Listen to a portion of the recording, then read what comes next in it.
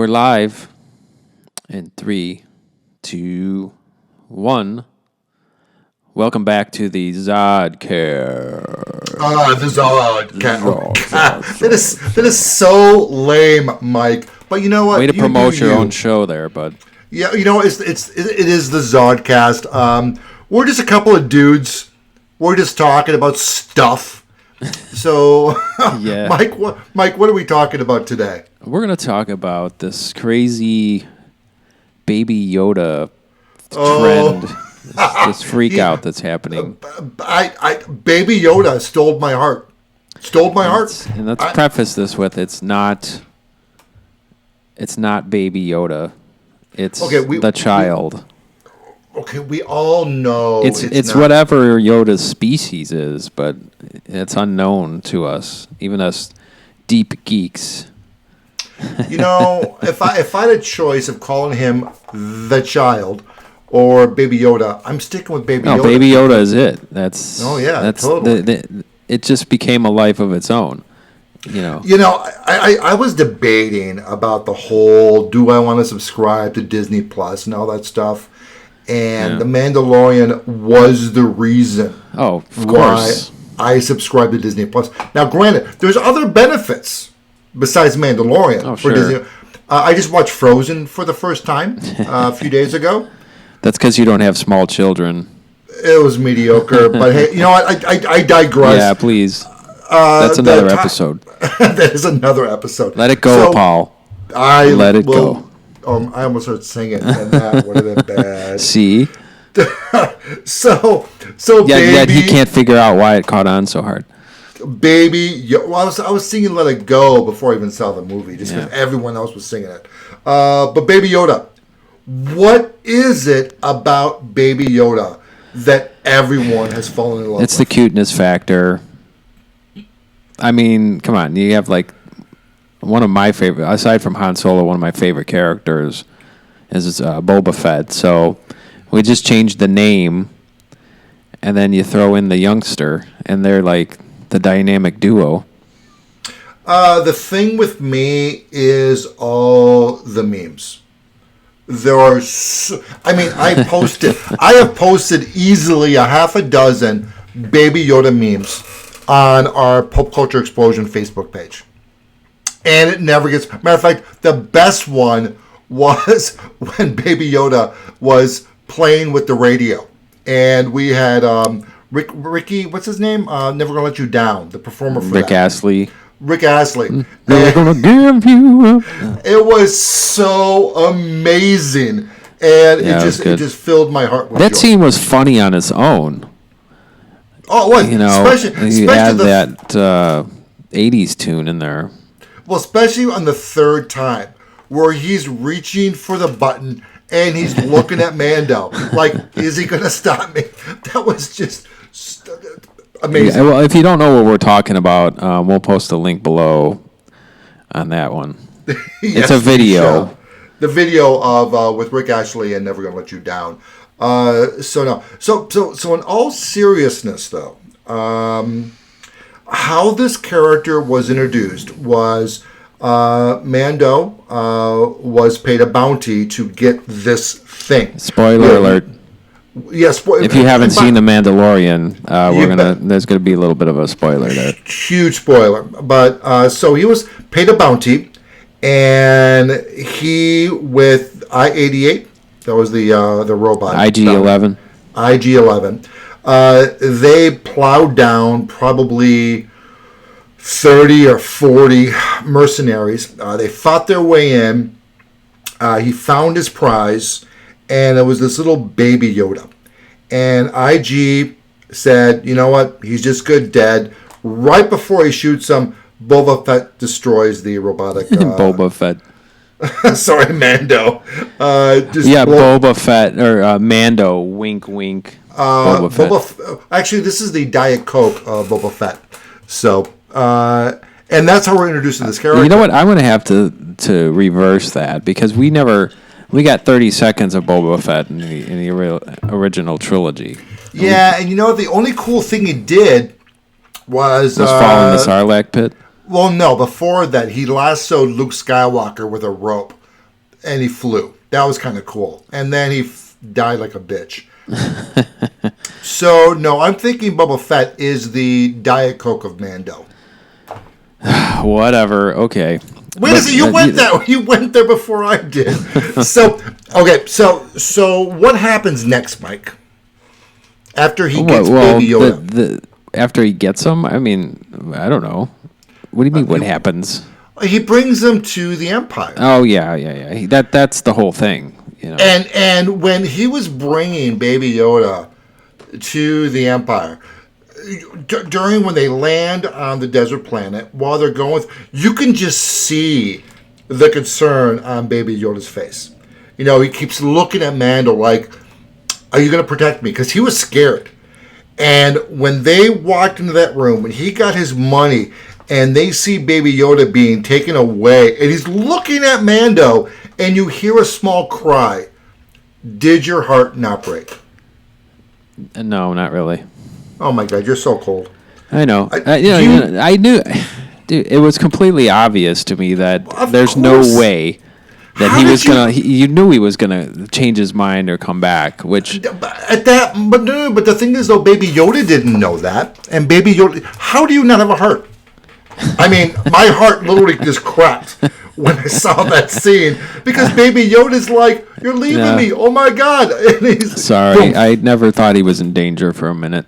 No, that's not my point. The point is, Baby Yoda thought he was in danger. Oh, poor baby. Poor baby. Now, my jaw dropped when Mando came back and just went completely Batman.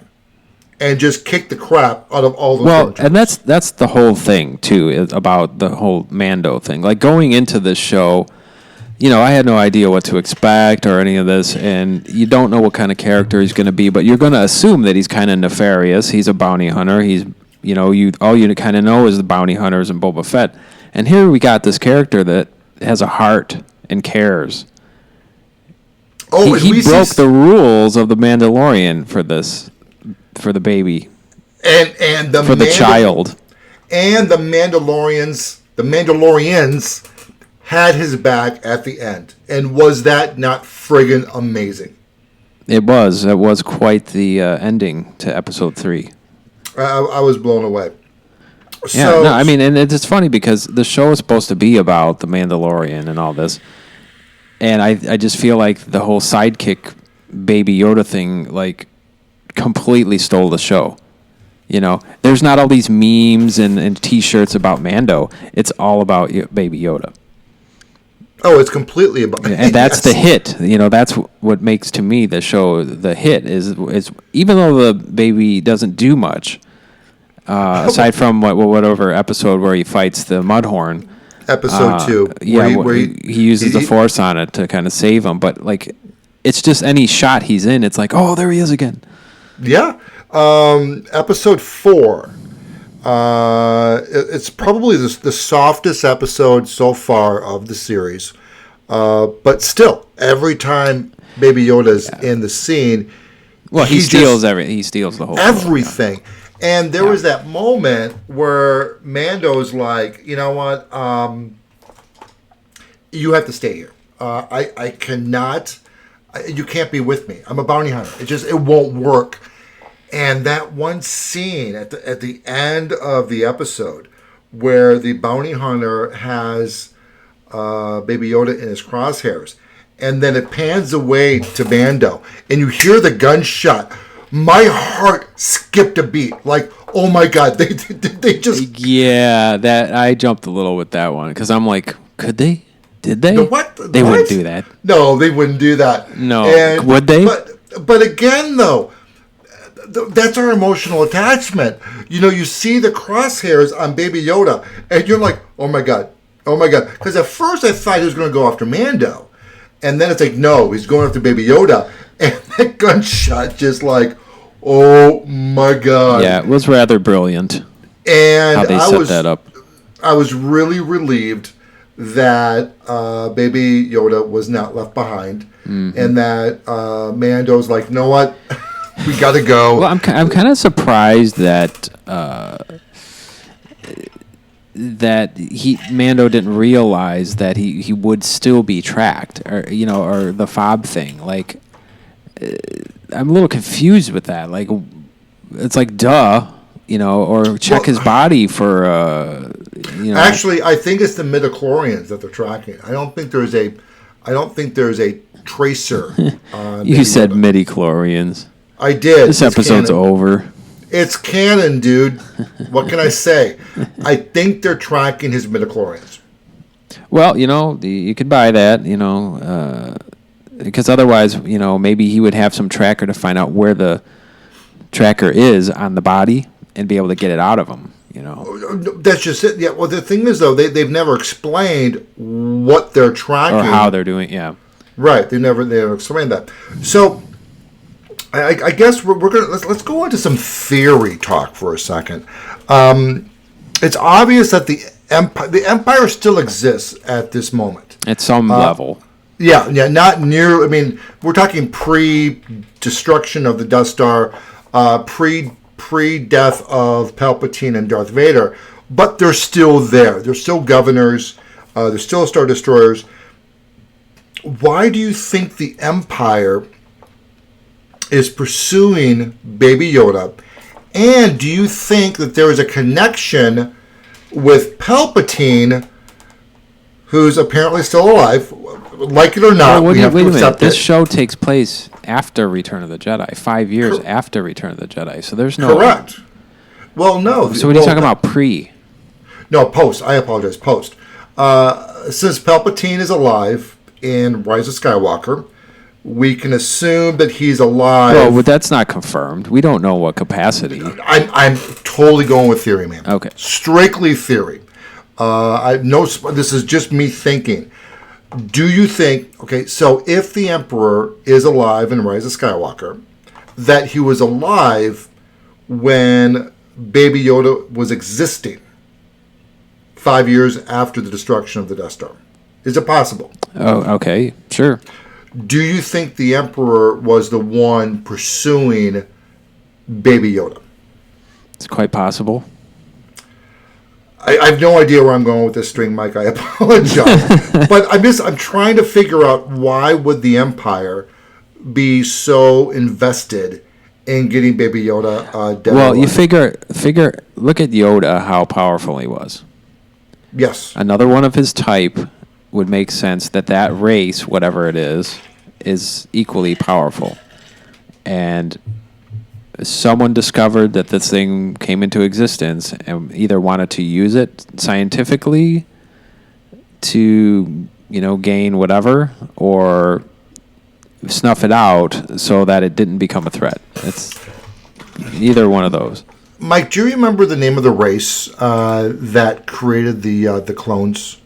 And, the Kaminoans? The Kamino. Or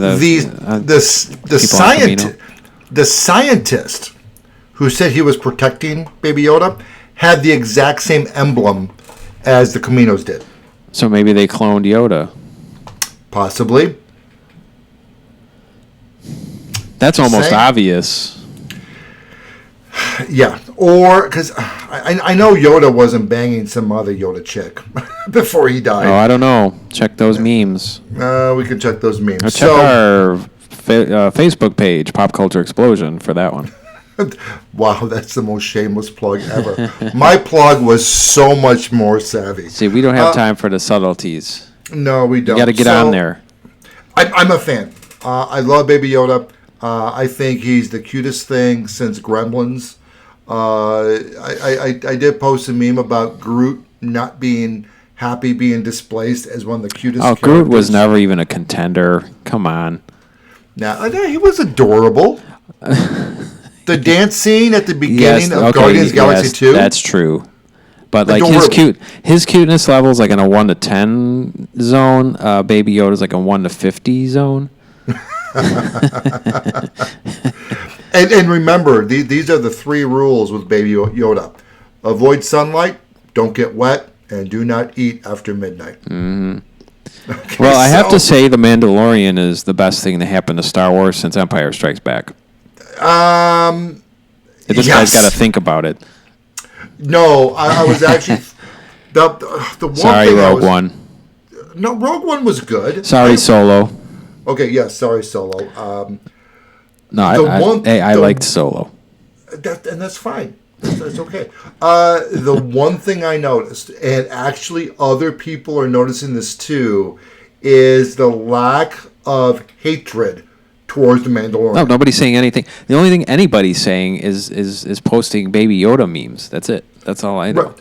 Well, there have been some complaints about the lack of female representation. What are you talking about? It's a thing. The what's her name? We were just talking about her before the podcast. Well, she didn't show up until Mrs. episode Carino. 4. By the way, I'm not complaining. I'm making an observation. There was a lot of complaints about the fact that there was no female speaking roles. What are you talking about? There's plenty of Jawas. Plenty of female Jawas. Oh my God! There goes a few dislikes for this podcast. Hey, That's it's still nice. attention. Good job, Mike. But the Star Wars fans are basically united on the Mandalorian. Yeah. Something we have not seen in a very long time. How about ever? Yeah, ever. Yeah, there were. At least not in this generation. The last two generations. But and the thing is, though, why does it take a TV show to unite the fans when a handful of movies have completely destroyed the fan base? I got one person behind it. It's Dave Filoni. Okay. Yes. And, no. well, actually, to Jon Favreau. This was his creation. Mr. Iron Man director. Happy Dave from the Filoni. MCU. Dave Filoni, wasn't he also involved with the Clone Wars? Yes. Yes, he was. I think. Look his filmography up or whatever, but he's a player. He needs to replace Kathleen Kennedy. Well, he's the one that she consults with on everything. She's not listening. Obviously, she's not listening.